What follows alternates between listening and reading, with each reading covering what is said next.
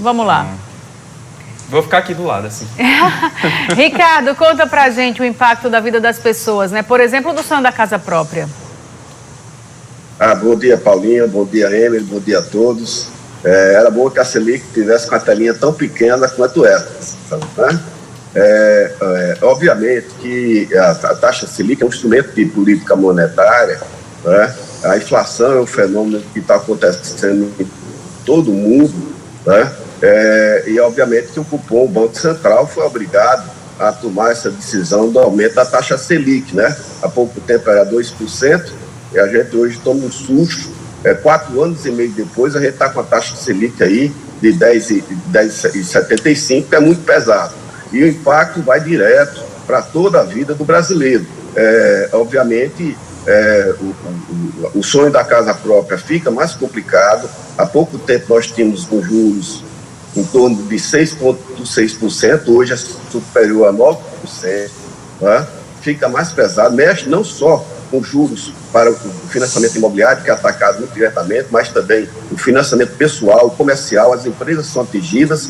E, obviamente, tem uma coisa que nos preocupa muito, Emily, é que os juros aumentando, né, a gente traz um desestímulo à economia, né? Nós temos a economia que precisa ter a velocidade, ter o crescimento, a volta dos empregos, que são fundamentais, e eles são diretamente afetados, porque o governo, quando sobe a taxa Selic, fazer um enxugamento do mercado, ter menos meios de pagamento circulando na moeda para que o consumo diminua e que a inflação baixe. Só para vocês aquilatarem, o mesmo fenômeno está acontecendo na Europa, nos Estados Unidos, só com uma taxa de 104. Aqui no Bahia tem um desemprego que está em alta, né? E só de 0,25%, e a nossa aqui já bate 10,75%. Obviamente que para quem vai para o financiamento bancário tem que tomar muito cuidado. Se puder deixar um pouquinho, passar aí um período para haver uma acomodação da taxa Selic, seria o mais recomendável. No momento, para quem vai entrar no financiamento bancário, aumentou bastante o financiamento em função desse aumento da taxa Selic. Agora, ainda em relação à tentativa de controlar, né, de diminuir a inflação, como que o aumento da taxa Selic pode contribuir para conter a inflação? Porque é um efeito colateral grave, né, como você está falando aí, numa medida que vem para tentar combater a inflação, mas que tem um efeito colateral muito grave, com impacto no comércio, com impacto nos financiamentos no mercado imobiliário e, claro, principalmente na vida das pessoas que sonham, por exemplo, com a casa própria. É verdade. Agora, a taxa Selic é um instrumento de política monetária, como eu falei, à disposição praticamente de todo mundo, né? De forma que o Banco Central, no momento que ele aumenta a taxa Selic, ele está querendo fazer um enxugamento dos meios de pagamento em circulação no país. Menos dinheiro circulando, menos pessoas pegando empréstimo, há uma tendência de redução do consumo. Havendo a redução do consumo,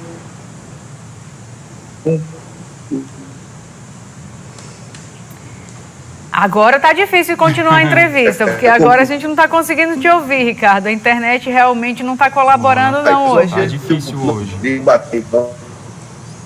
A gente não...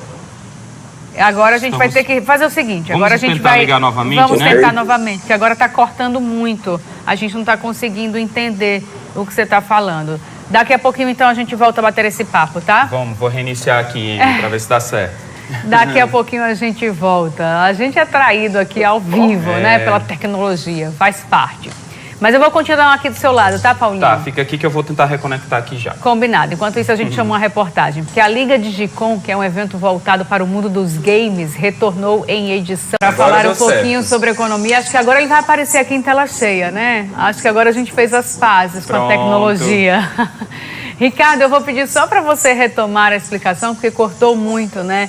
Por que que essa medida, né, de aumentar a taxa Selic pode ajudar a conter a inflação? Porque, como eu estava falando, os efeitos colaterais desse aumento são muito grandes e graves para o mercado de uma forma geral, né? obviamente, minha cara Remo, quando o governo aumenta a taxa Selic, ele está tentando reduzir a quantidade de meios de pagamento circulando na economia. Tá? Você, quando aumenta a taxa Selic, as pessoas vão buscar menos financiamento, menos empréstimo, as compras no comércio vão diminuir, de forma que é uma tentativa de fazer o enxugamento da moeda disponível na economia para que você force a baixa da inflação.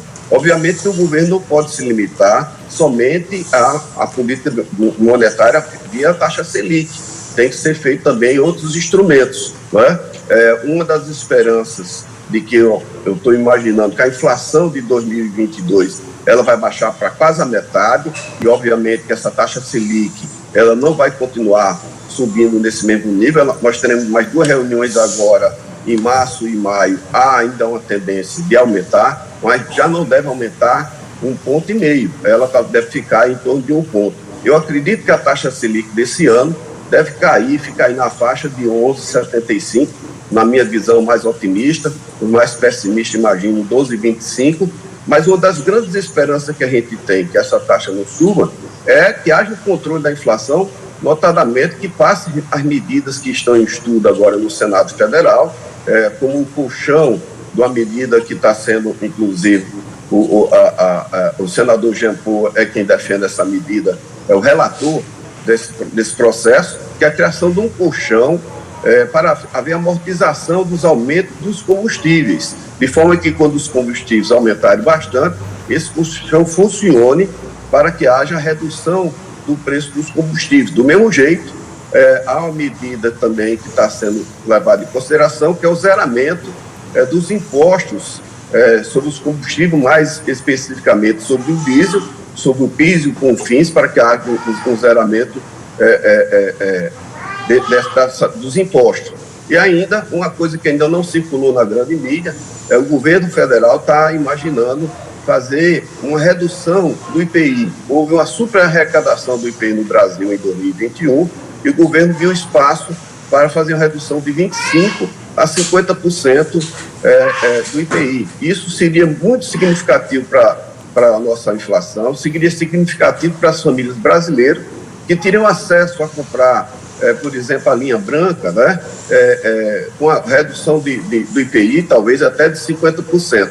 Havendo redução da inflação, automaticamente há uma acomodação maior da Selic, porque uma Selic, o Brasil se tornou agora a maior taxa real do mundo, com esse 10,75 anunciado.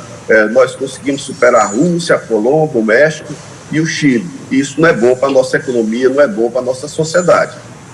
Isso, de certa forma, traz uma insegurança para investimentos, de uma forma geral? Olha, para quem está com os investimentos do setor privado, sim. O setor privado toma empréstimo também para aumentar os seus investimentos e há um certo temor, uma certa insegurança do setor privado de tomar um empréstimo no momento em que a economia está caminhando para uma estagflação, que é a inflação com estagnação. Né? Obviamente que traz muitas dúvidas para os investimentos. Para a pessoa que está com recursos na mão, é até razoável. Aumenta melhor a rentabilidade nas aplicações, o Tesouro Selic é uma boa opção, a poupança continua sendo, mas a pessoa perde da inflação. Quem estiver trabalhando com a poupança certamente vai continuar perdendo dinheiro. Só para a gente dar um exemplo, para aqueles que insistem na poupança, que é um meio seguro de aplicar o dinheiro, mas na modalidade atual, quando passou de 8,5%, a Selic volta para a situação da poupança de antigamente, né? Que é o rendimento aí em torno de 6,17%, mais a variação da TR. Você vai ter, no máximo, em um ano, um rendimento aí de 7,58. Se você tem R$10.000, você vai ter R$758 ao final de um ano de aplicação. Já no Tesouro Direto, taxa Selic, se você conseguir um CDI de 120%, você passa a ter um rendimento de 10,64%. Você vai ter aí 1.064. Então, de forma que a gente tem que olhar os dois pontos. Mas, de uma forma geral, taxa Selic alta não é bom para ninguém, para o país, para a economia, nem para o cidadão comum. A Gláucia está perguntando o seguinte: com esse aumento da Selic, interfere em quem já tem a casa financiada? Olha, o financiamento, eles são contratados de acordo com aquela realidade contemporânea. Fica valendo a prestação normal. Agora, o que você vai ter, que é aumento normal da inflação, depende da realidade do seu contrato. Se o seu contrato foi feito pré-fixado ou pós-fixado, para você ver a realidade. De uma forma geral, a inflação aumentando, aumenta tudo, evolui todos os preços. Para quem vai tomar financiamento agora, se puder esperar um pouquinho, é esperar aí a tendência dos estudiosos é que a economia volta à estabilidade aí a partir do segundo semestre de 2023. Mas quem for tomar empréstimo agora, que tome empréstimo com a taxa pré-fixada, porque pré-fixada você sabe que ela não vai seguir caso a inflação tenha aumento. Se lá na frente a inflação baixa, você pode fazer a portabilidade do seu empréstimo. Você entrar pedindo revisão ou levar a sua portabilidade para outro banco, para de que forma que você possa fazer a alteração de sua base do seu contrato para voltar para uma condição que você tenha menos aumentos e que pague um preço final mais barato no seu contrato de financiamento habitacional. Ricardo, você falou agora há pouco, né, sobre a poupança, né, que aumenta a taxa de juros com a taxa Selic, mas ainda perde para a inflação. Qual seria um investimento seguro que você possa resgatar a qualquer momento, com isenção de imposto de renda, por exemplo, nesse mesmo patamar, assim, que seria mais vantajoso que a poupança, por exemplo, hoje? Olha, nós temos a LCI, que é a letra de câmbio imobiliário, a LCA, que é a letra de câmbio do agronegócio, né? Elas são isentas do imposto de renda, elas pagam um percentual do CDI e certamente ganha disparado da inflação. Nós temos uma aplicação que é muito usual, que é o Tesouro Selic, que é o tesouro direto que a pessoa fazendo, ele está na aplicação com a rentabilidade bem superior à poupança e que nós indicamos para que você tenha o seu dinheiro corrigido de forma bem adequada. Temos mais uma pergunta aqui, na verdade é um relato do Genilson. Ele está dizendo que fez um empréstimo empresarial pelo Pronamp, com 8 meses de carência corrigido pela Selic. Ele está dizendo que todo mês a parcela é corrigida e ele está bem assustado com os juros. Que dica você dá para ele? Genilson, na realidade, você fez justamente um empréstimo com situação de pós-fixação, ou seja, com a variação da Selic, né? Então, no momento, você vai ter que enfrentar essa situação, eu tentar fazer a portabilidade, só que você já está numa linha de financiamento que já é o juro subsidiado, né? É a gente ficar na torcida, como eu disse a você, a inflação desse ano, ela deve cair possivelmente dos 10,06 aí para 5,58 a 6%, e a Selic, com toda certeza, ela vai baixar. Nenhuma economia aguenta uma Selic nessa faixa de 2 dígitos, né? Então, ela, com toda certeza, vai baixar. Se você tivesse uma linha de financiamento que pudesse pedir a portabilidade, seria indicado para você a portabilidade, mas você já está numa linha que a taxa de crédito já é bastante subsidiada, dificilmente você vai ter uma linha que seja mais baixa do que a sua. É torcer que a Selic vai cair, como de fato vai cair, para que você possa ter uma linha de crédito mais adequada para os seus negócios. Ricardo, muito obrigada, viu, pela participação, por esse bate-papo aqui, para a gente entender um pouquinho melhor o cenário econômico atual no nosso país. Obrigada, tenha uma ótima semana. Muito obrigado. Não posso deixar de passar, de pedir, implorar mais uma vez que, independente do passe vacinal ser aprovado ou não, gente, a gente tem que pensar na vacinação. A vacinação para todos é a segurança, até para que a gente possa. Se a gente está falando na economia financeira, vamos pensar na economia da nossa saúde, né? Vamos se vacinar, independente de passe vacinal. Enquanto está nesse impasse, vá tomar sua vacina, que é a forma mais segura de você viver a sua vida.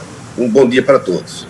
Bom dia, obrigado. Ótimo alerta aqui. Muito obrigada, viu, Ricardo, pela participação mais uma vez.